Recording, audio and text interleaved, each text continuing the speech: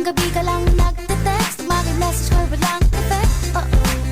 Nag-aantay kung ano nang next upang aking utak ay masip. O ano ba nadarama? Huwag nang paligoy-ligoy-ligoy, paligoy-ligoy pa. Pwede ba? Huwag ka nang magrama. Huwag nang paligoy-ligoy-ligoy, paligoy-ligoy pa.